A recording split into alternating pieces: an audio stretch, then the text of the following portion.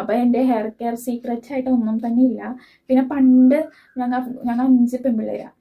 അതായത് എൻ്റെ ട്വിൻസ് അനിയത്തിമാരുണ്ട്. അവർ വന്നതിന് മുമ്പ് വീട്ടിൽ അപ്പുറത്ത് റിയ, അതേപോലെ അശ്വതി, അമ്മു ചേച്ചി, ആ ചേച്ചിയൊക്കെ ആയിട്ട് പണ്ട് തൊട്ടേ അമ്മ ഇങ്ങനെ കളിച്ച് വളർന്നപ്പോഴേക്കും ഇവിടെ നിറച്ചും ചെമ്പരത്തി കാര്യങ്ങളാണ്. അപ്പം ഞങ്ങൾ ചുമ്മാ കളിക്കാൻ വേണ്ടിയിട്ട് ഇങ്ങനെ ചെമ്പരത്തി താളിയൊക്കെ ഉണ്ടാക്കി കളിച്ച് തലയിലൊക്കെ പുരട്ടോളും.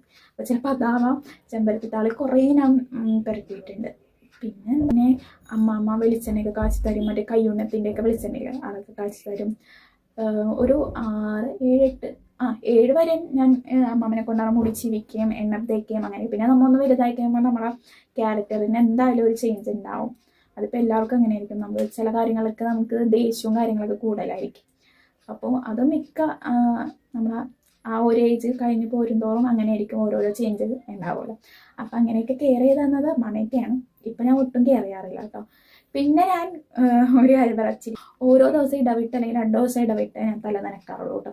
എനിക്ക് ഇങ്ങനെ അലർജിയൊക്കെ ഉള്ളതുകൊണ്ട് പിന്നെ തുമ്മൽ ഇതൊക്കെ ഉള്ളതുകൊണ്ട് ഞാനിപ്പം ഇവിടെ ഹോമിയോ ഡിസ്പെൻസറിയിലാണ് ആൻറ്റി നിൽക്കുന്നത്. അപ്പം അവിടെ ഡോക്ടർ എന്നപ്പോഴേക്കും പറഞ്ഞത് എല്ലാ ദിവസവും തല നനക്കണ്ടേ, ഇടവിട്ട് നനച്ചാൽ മതി എന്ന് പറഞ്ഞിരിക്കണം.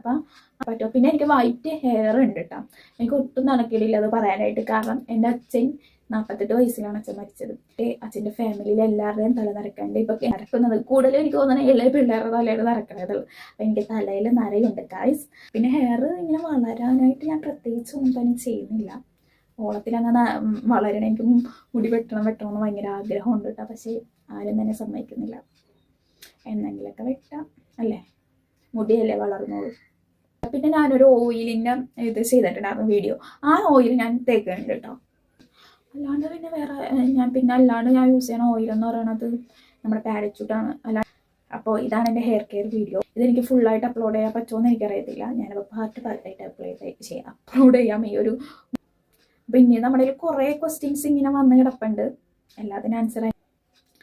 അപ്പോൾ എന്തായാലും ഈ വീഡിയോ ഇഷ്ടപ്പെട്ടാൽ സപ്പോർട്ട് ചെയ്യുക. ഇനിയും നിങ്ങൾക്ക് എന്തെങ്കിലുമൊക്കെ ചോദിക്കാനുണ്ടെങ്കിൽ ചോദിച്ചോളൂ, ഞാൻ ഉത്തരം തരുന്നതായിരിക്കും. അപ്പോൾ ഈ വീഡിയോ എന്തായാലും ഇഷ്ടപ്പെട്ടാൽ സപ്പോർട്ട് ചെയ്യുക. അപ്പോൾ അടുത്ത വീഡിയോ കാണുന്നവരെ ടാറ്റാ ബൈ, സീ യു.